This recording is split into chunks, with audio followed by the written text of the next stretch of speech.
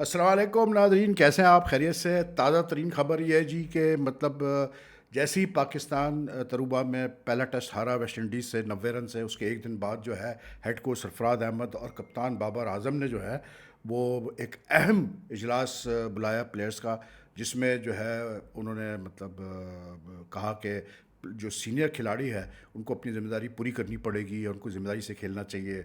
सरफराज अहमद ने कहा कि बैट्समैनों ने गलत वक्त पे जो है गलत शॉट खेल के आउट हुए। बाबर ने कहा कि बॉलर्स ने जो है टेलेंडर्स को जो है वो रन्स करवा दिए। तो ये अहम इजलास में ये सारे डिस्कशंस हुए, ठीक है जी।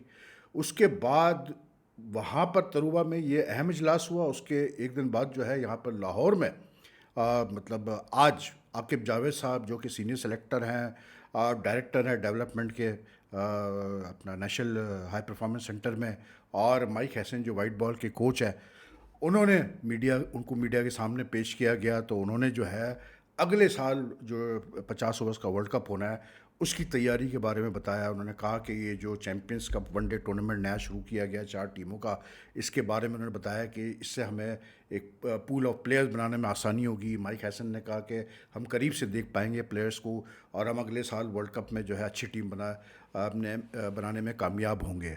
ठीक, ये आई थिंक दो चीज़ें जो मैंने आपको बताई ना, ये बड़े सही तरीके से हाईलाइट करती है पाकिस्तान क्रिकेट के जो इस वक्त जो मसले मसाइल चल रहे हैं। ठीक, आप 90 रन से एक टेस्ट मैच हार गए, आप टेस्ट मैचेस मुसलसल हारे जा रहे हो, और यहाँ पर फिक्र क्या पड़ी हुई है? ये डाइवर्जन टैक्टिक्स और कुछ नहीं है। डाइवर्जन टैक्टिक्स हमेशा की तरह, वही पुराना स्क्रिप्ट, वही पुराने एंटिक्स। ठीक है, आप टेस्ट सीरीज़ खेल रहे हो वेस्ट इंडीज़ से, टेस्ट मैच हार गए आप, ठीक है, बुरा हाल है टेस्ट मैचेस में। यहाँ पर हमें बताया जा रहा है कि जी जो वर्ल्ड कप जो अगले साल होना है अक्टूबर नवंबर में, उसकी क्या तैयारियाँ की जा रही है। अरे भाई, who cares about the world cup right now यार? इन्होंने कोई करंट मोमेंट का कुछ पता है आकिब जावेद साहब को, माइक हैसन को, पाकिस्तान क्रिकेट बोर्ड को? मुझे कोई बताए यार। यहाँ पर आप बात करें, आकिब जावेद साहब तो सिलेक्शन प्रोसेस में इन्वॉल्व थे। ये जो टेस्ट टीम गई है या जो टेस्ट टीम में सेलेक्ट होती आ रही है, ये तो इंटर में हेड कोच रहे हैं टेस्ट टीम के। ठीक है, तो ये बात करें कि भाई क्या हो रहा है पाकिस्तान टेस्ट टीम के साथ, क्यों ये बार बार बैटिंग कोलैप्सेस हो रहे हैं, क्यों हमारे बॉलर्स जो है वो टेलेंडर्स को रोक नहीं पाते रन करने से। इस पे बात करें ना कि हम किस तरह से इस भंवर से निकलेंगे। ठीक है, हमें क्या अब इस वक्त इंटरेस्ट है वर्ल्ड कप में क्या होने वाला है, हम 30 मैचेस खेलेंगे, वनडे इंटरनेशनल खेलेंगे, ओ भाई वो सब बात की बातें हैं। वो अभी एक साल से ऊपर पड़ा हुआ है। अभी जो इमीडिएट चीज़ है, आप हारे जा रहे हैं, पाकिस्तान क्रिकेट का इमेज ख़राब होता जा रहा है, लोगों का कॉन्फिडेंस ख़त्म होता जा रहा है टीम के अंदर, हमारी क्रिकेट सेटअप के अंदर, और आप बातें कर रहे हैं अगले T20 वर्ल्ड कप के। साइम अयूब को भी फॉर गुड, कैसे को बोलते हैं, उसको भी ले आया सामने मीडिया के, वो जी के कैंप लगा है, बहुत अच्छा हो रहा है, कैंप से हमारे बड़ा फ़ायदा हो रहा है। क्या फ़ायदा हो रहा है भाई? रेड बॉल का भी तो कैंप लगाया था ना 1 महीने का, उससे क्या फ़ायदा हो गया? वही गलतियां हमने देखी जो दोहराते हम आ रहे हैं पिछले कोई 26 टेस्ट मैचेस में। क्या फ़र्क पड़ गया भाई रेड बॉल कैंप का, जो वाइट बॉल कैंप से फ़र्क पड़ जाएगा? ये 4 टीमों के नेशनल वनडे कप में जिस पे ठीक ठाक पैसा खर्च होगा, उससे ये टैलेंट निकालेंगे। कौन सा ऐसा नया टैलेंट पाकिस्तान में छुपा बैठा है जो हमें नज़र नहीं आ रहा? मेरी समझ में नहीं आता भाई। यार मैं कहता हूँ कि मोहसिन नकवी साहब को, अगर मेरी उनसे अपील है भाई कि अभी भी आप खुदा के लिए कुछ ना करें इस वक्त। सिर्फ भाई जो लोगों को आपने पिछले, जो लोग 2.5-3 साल 3.5 साल से जो लगे हुए, बल्कि कुछ तो उससे पहले लगे हुए पाकिस्तान क्रिकेट में, पाकिस्तान क्रिकेट के पावर्स ऑफ कॉरिडोर में है, वो फैसले करते हैं क्रिकेट रिलेटेड, सारे वो फैसले कर रहे हैं, उनमें उनका इन्फ्लुएंस है। यार हटाएं इनको। जब ये फेल हो गए तो फेल हो गए ना, इनको मौका मिल गया ना, अब आप कोई नई लौट लाएं यार, कोई नया विजन लेके आए। वो कामयाब हो ना हो एक अलग बात है, लेकिन change is the need of the hour. Why doesn't Mohsin Naqvi understand that? Why can't Wahab Riaz, why can't Aqib Javed, why can't for that matter कैसे बोलते हैं अपना Misbah ul Haq, Asad Shafiq and all be change? मुझे कोई बता दे। ठीक है, प्लेयर्स का तो जो कसूर है वो है, ये प्लेयर्स तो बिल्कुल प्रोफेशनल्स की तरह तो खेलते ही नहीं है, ना खेल पा रहे हैं ये। और आज से नहीं, ये काफ़ी अरसे से चल रहा है ये सिलसिला भाई। मैं वही कह रहा हूँ ना कि जुलाई 2022 से लेके अब तक 26 में से हम 17 टेस्ट मैच हार चुके हैं यार। 17 टेस्ट मैच, जिसमें अब ये जो हमारे ये 8वां कंसेक्यूटिव ओवरसीज डिफीट थी हमारी। हम आराम से बैठे हैं, हमें वर्ल्ड कप की फिक्र पड़ी है भाई। आकिब जावेद साहब हमें कहानियाँ सुना रहे हैं, माइक हैसन हमें कहानियाँ सुना रहे हैं वर्ल्ड कप की। चलो माइक हैसन को तो मैं नहीं बोलता, उसका कोई लेना देना नहीं रेड बॉल से, ठीक है। आकिब का तो है। आप हमें ये एक्सप्लेन करें कि हो क्या रहा है, क्या कर रहे हैं आप वहाँ पर भाई, किस तरह से ये टेस्ट टीम का ये जो डिक्लाइन है ये रुकेगा, ये बताओ ना यार आप हमें। भाई कुछ नहीं है यार। आप देखें यार, पाकिस्तान हॉकी फेडरेशन ने तक एक फॉरेन कोच अपॉइंट कर दिया विमेंस हॉकी टीम के लिए, जबकि हॉकी में विमेंस टीम का कोई इतना कुछ भी नहीं है ऐसा कोई ख़ास जैसे क्रिकेट में है। और हमारे वहाँ क्रिकेट में इतना पैसा होने के बावजूद इनको एक फॉरेन कोच नहीं मिल रहा वुमेंस टीम के लिए, और वो वुमेंस टीम बार बार जाके हार के आती है, बार बार जाके हार के आती है। अब श्रीलंका से वनडे सीरीज़ हार गई, अब फिर एक नया स्टेटमेंट आ गया जी, जो वो मुनीब अली का जो कि T20 की कप्तान है, कि जी हम ये करेंगे, हम फलां करेंगे, हम ये कर देंगे, हम वो कर देंगे, हम फलां फोड़ देंगे, हम ये कर देंगे। बस बातें सुन लो इनकी, एंड का रिजल्ट क्या आएगा वो आपको ही पता है।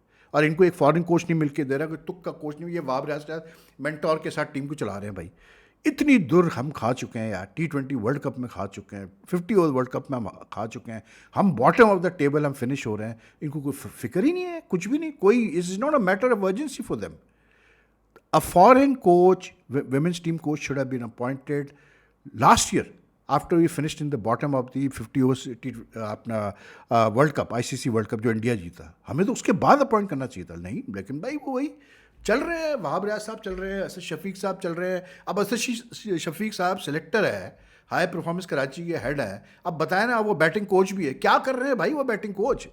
कैसे वही बार बार बैटिंग कोलैप्सेस हो रहे हैं, मुझे बता दें। वो मतलब कोई कितने टेस्ट मैचेस हो गए जिसमें हमारी बैटिंग मुसलसल कोलैप्स हो रही है, मुसलसल कोलैप्स हो रही है। कितने टेस्ट मैचेस हो गए जिसमें हमारे बॉलर मुसलसल कुट खा रहे हैं, ठीक है। और मतलब कुछ पता नहीं है इनको, कुछ कोई आइडिया ही नहीं इनको। बातें इनसे बात करो कुछ, हमें कहीं और लेके जाते हैं कि चलो जी वनडे की हम तैयारी कर रहे हैं। अरे अभी तुम मतलब यहाँ पर आप ये वनडे टूर्नामेंट करा रहे हो, 1 साल से ऊपर है अभी वर्ल्ड कप होने में, क्या फ़र्क पड़ेगा इससे यार? मतलब इसमें कोई अगर डबल सेंचुरी भी कर देगा तो वो क्या मैटर करेगा जब वर्ल्ड कप का टाइम आएगा यार? उसमें क्या फॉर्म होगी उस प्लेयर की, क्या वो कर रहा होगा, किसी को पता है कुछ? I mean what's wrong with these guys यार? मतलब मुझे नहीं समझ में आता है ये प्लानिंग के नाम देकर। भाई इस वक्त पाकिस्तान क्रिकेट को जीत की ज़रूरत है। Win, Pakistan needs to win in test cricket, it will be injection for Pakistan. देखें इवन लोग भी बेवकूफ़ नहीं है यार। आप ऑस्ट्रेलिया को बुला के यहाँ पर ऑस्ट्रेलिया की मतलब बी टीम को बुलाकर उनको मतलब स्पिन पिचेस पे खिलाकर उनको आप हरा रहे हैं 2-1, वो भी 3-0 भी नहीं, 2-1। तो आप समझ रहे हैं आपने कमाल कर दिया? कोई कमाल नहीं किया। आप जिम्बाब्वे, श्रीलंका वगैरह को बुला के यहाँ पर जीत रहे हैं, बांग्लादेश को बुला के यहाँ पर अपने ग्राउंड पे कोई कमाल नहीं कर रहे आप। T20 में अगर जीत रहे हैं, वनडे में जीत रहे हैं, कोई कमाल नहीं कर रहे आप। और लोगों को पता है ये बात कि हम सिर्फ ऑन सरफेस हम स्क्रैच कर रहे हैं कि जी वो देखो हमने जी ऑस्ट्रेलिया को हरा दिया, वनडे सीरीज में हमने ये कर दिया, हमने वो कर दिया। We have deep rooted problems यार। और अच्छा देखा था कि जो ना इंग्लैंड भी इंग्लैंड और वेल्स क्रिकेट बोर्ड जो है, मुझे लगता है वो भी पाकिस्तान PCB के नक्शे पे कदम पे चल गया। उन्होंने आज जो है स्टीफन फ्लेमिंग को हेड कोच बनाया टेस्ट का, और जो रूट को वापस लाया जी वो टेस्ट कप्तान। लेकिन वहाँ पर मुझे लगता है कि अनलाइक पाकिस्तान जहाँ पर शान मसूद को हटा के काफ़ी हार के बाद बाबर आजम को वापस लाया गया टेस्ट कप्तान, इंग्लैंड में आई थिंक जो ECB की थिंकिंग है वो ये है कि दे विल जो रूट की कप्तानी में हैरी ब्रुक को ग्रूम करेंगे टेस्ट क्रिकेट के लिए, जो पाकिस्तान को करना चाहिए था 2019 में जब मिसबाह साहब ने बैठ के सारा खेल खेला था दूसरों के साथ, जिसमें मिसबाह, वसीम अकरम वगैरह सब शामिल थे, कि इन्होंने सरफराज को हटवा के ज़बरदस्ती जो है बाबर को कप्तानी में ले आए थे, ठीक है ना। उस वक्त ये एक चीज़ होनी चाहिए थी कि बाबर को 1 साल देना चाहिए था अंडर सरफराज, कि भाई तुम तैयारी कर लो, 1 साल बाद तुम कप्तानी करोगे अब सारे फॉर्मेट्स में, 1 साल 1.5 साल बाद। और सरफराज को बता दिया जाता कि भाई अब आपके पास ये टाइम है, आप इसको तैयार करें, ठीक है ना, आपने इतनी देर और खेलना है एज ए कैप्टन, ठीक। ये तरीका होता है। I think that is why जो route has been brought in, because they didn't want to put the responsibility of captaincy on Harry Brook so soon. Test कप्तानी बहुत डिफरेंट चीज़ होती है भाई, वनडे से और T20 फॉर्मेट से। तो उन्होंने जो रूट को वापस लेके आए, because he is the most senior player. लेकिन हंसी भी आ रही थी यार, मतलब 2021 में जब ब्रेंडन मैकलम और उसको स्टोक्स को लाया गया था, तो उन्होंने क्रिस सिल्वरवुड और रूट को ही रिप्लेस किया था, क्योंकि उस वक्त इंग्लैंड 17 में से सिर्फ 1 टेस्ट जीती थी। अब बहुत नया एक एरा स्टार्ट हुआ, लेकिन कमाल है देखें आप यार, यानी कि राउंड सर्कल 5 साल बाद फिर एक न्यूजीलैंडर हेड कोच आ गया इंग्लैंड की टेस्ट टीम का, और फिर जो रूट आ गया कप्तान। लेकिन there is a semblance of planning there in are this thing decision, there is no semblance of planning, I will be very honest. Semblance of planning होती तो अब तक यार इनको समझ में आ चुकी होती कि भाई क्या हो क्या रहा है मसला। मतलब how can a team keep on collapsing time and again, time and again, time and again, and from good positions, from good positions where they can win matches? कैसे आप वहाँ से collapse होते हैं बार बार यार, मेरी ये समझ में नहीं आ रहा। कोई तो बता दे भाई, इतने बड़े बड़े इन्होंने, मतलब अब तो कैसे बोलते हैं, स्पोर्ट्स साइकोलॉजिस्ट भी इनके साथ बैठ रहे हैं, बकौल इनके कैंप में इनको इंग्लिश सिखाया गया, रेड बॉल के कैंप में इनको इनकी ग्रूमिंग की गई, इनको जो स्पोर्ट्स साइकोलॉजिस्ट था उसने इनको प्रेशर से डील करने का मतलब काउंसलिंग की, उनके प्लेयर्स का सेशंस किए, सब किए। क्या हुआ उस सब चीज़ों का? क्या हुआ उन सब चीज़ों का? They fell like a pack of cards in Tarouba यार। तो क्या हुआ उन सब चीज़ों का, मुझे कोई बता देना भाई मेरे, क्या फ़ायदा हुआ उन चीज़ों का? बात वही है यार, कोई कुछ भी नहीं भाई, टेस्ट क्रिकेट हार गए, 2 दिन हो गए, आप देखें टेस्ट का जिक्र ही नहीं है, टेस्ट का कोई जिक्र ही नहीं है भाई। छोड़ दें आप, वनडे की फिक्र करें आप, वर्ल्ड कप की, मतलब आई डोंट नो यार, बहरहाल। लेकिन पाकिस्तान में ऐसे ही चल रहा है यार। इवन हॉकी में आप देख लें, हॉकी उठा के देख लें आप, हॉकी का एकदम से मैंने जो कहा था आपको कि देखें Shakeel Ahmed but is now out of favour with the authorities. कुछ फॉर्मर ओलंपियन नाराज़ है उससे क्योंकि वो बड़ा मुंह फटा। और सुना यह है कि जब मोहिउद्दीन वानी को इंटरिम प्रेसिडेंट बनाया गया था पाकिस्तान हॉकी फेडरेशन का, तो उन्होंने जो डिसीजंस लिए ये पुराने फॉर्मर ओलंपियंस को लाने का पीएचएफ के अंदर, तो उस पर शकील अहमद भट्ट ने और कुछ और प्लेयर्स ने कंप्लेन की थी मोहसिन नकवी को, जो उस वक्त इनको देख रहे थे, इनसे बात कर रहे थे। Mohsin Naqvi chairman of the Pakistan cricket board and federal interior minister. वो बात बड़ी बुरी लगी कुछ फॉर्मर ओलंपियंस को। उसके बाद जब मंजूर हसन को भेजा गया एज हेड कोच बनाकर for the FIH pro league, वो लड़के खुश नहीं थे। शकील अहमद भट्ट ने अपनी उधर भी शोर मचाया। तो भाई उसके बाद तो फिर यही होना था शकील अहमद भट्ट के साथ। भाई एक बंदा जब अच्छी कप्तानी कर रहा है इतने अरसे से, वो पूरी टीम को जानता है, क्या ज़रूरत है उसको चेंज करने की? किस लिए? मोहिउद्दीन वानी साहब कहते हैं कि जी वो डेवलपमेंट जो कमेटी है जिसमें इस्लाउद्दीन और हसन सरदार है, उनके रिकमेंडेशन पे जो हमने चेंज किया, अबू बकर को लेकर आए। देखिए पहली बात तो हॉकी में कप्तानी का इतना कोई बड़ा ख़ास रोल होता नहीं है भाई, टू बी वेरी ऑनेस्ट। मतलब football and hockey are two such games where all 11 players have to click, only then can a team win. सीधी सी बात है। ये कोई क्रिकेट तो है नहीं कि कोई मतलब पूरा दिन गेम चल रहा है, मास्टर माइंडिंग हो रही है और आप सोच रहे हैं ये कर लो, ये टैक्टिस कर लो। ये सब कुछ नहीं होता हॉकी के अंदर, क्विक होता है, जल्दी गेम ख़त्म होता है, तो उससे फ़र्क नहीं पड़ेगा। But it leaves a bad taste because I am pretty sure कि अम्माद भट्ट जो है, शकील अम्माद भट्ट जो कप्तान है, हालांकि उसने स्टेटमेंट दिया कि मैं पूरा सपोर्ट करूंगा अबू बकर को, ये वो करके। लेकिन आपको पता है यार कि जब ऐसी चीज़ें आप करते हैं तो उसके अपने प्लेयर्स होंगे टीम में, उसका अपना ग्रुप बड़ा स्ट्रांग होगा। अगर वो इतने सालों से कप्तान रहा है तो उसका ग्रुप होगा ना। तो अब आप देखें क्या होगा टीम के अंदर, आपको भी पता है, मुझे भी पता है। वर्ल्ड कप में आज से शायद या कल से कोरिया से जो होम सीरीज़ है टेस्ट सीरीज़ की, वो भी हो रही है। तो मतलब अच्छी चीज़ है कि हॉकी में कुछ चीज़ें बेहतर भी हुई है, डेली अलाउंसेस बढ़ाए गए हैं, फॉरेन एक्सपर्ट्स को लाया गया है on a long term basis 2 साल के लिए, कि वो कुछ पाकिस्तान हॉकी की जो बेस है उसको मजबूत करे, प्लेयर्स के साथ काम करे। कुछ अच्छी चीज़ें भी हुई है। लेकिन ये जो former Olympians, with all due respect, इनकी बड़ी, because I have good relation with all of them and I admire all of them as players, ठीक है ना। लेकिन यार ये लोग इस चीज़ को नहीं रियलाइज़ करते कि यार अब हमारा टाइम नहीं है, आप किसी और को टाइम दो जो समझता हो कि आप हॉकी की ज़रूरत क्या है। तो बैठ के अगर इस्लाउद्दीन और हसन सरदार ये फैसले कर रहे हैं कि यार अम्माद भट्ट को नहीं कप्तान होना चाहिए, अबू बकर को होना चाहिए, तो मुझे नहीं समझ में आता। और अगर अम्माद भट्ट साहब देखें, अगर उसको आप कप्तानी से हटा रहे हैं इस बेसिस पे कि वो इनडिसिप्लिन था या वो ज़्यादा मसले करता था टीम में, तो फिर उसको टीम में नहीं होना चाहिए यार, सीधी सी बात है। फिर वो टीम में कैसा रह गया? क्योंकि अगर वो टीम में रह गया, अगर ये वजह से आपने उसको कप्तानी से हटाया, तो उसका मतलब ये है कि भाई मेरे फिर प्रॉब्लम्स खड़ी होंगी टीम के अंदर। हम देख चुके हैं ये चीज़, प्रॉब्लम्स खड़ी होंगी टीम के अंदर।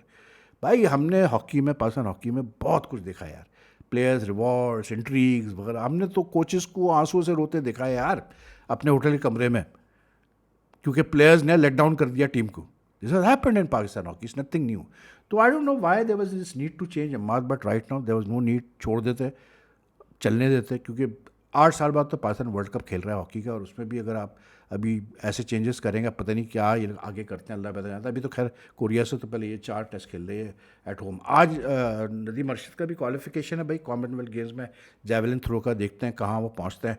Let's hope he tends to come up with good performances in the big events, so we are all hoping that he does that again. He is the defending champion Commonwealth Games का, और Olympic champion भी है, तो बड़ी उम्मीद है उससे। बाकी एक वो जो लड़की है Naseem Zahra, Fatma Zahra, sorry. She has become the first Pakistani woman to reach the semi-finals of the women's boxing event in a weight category.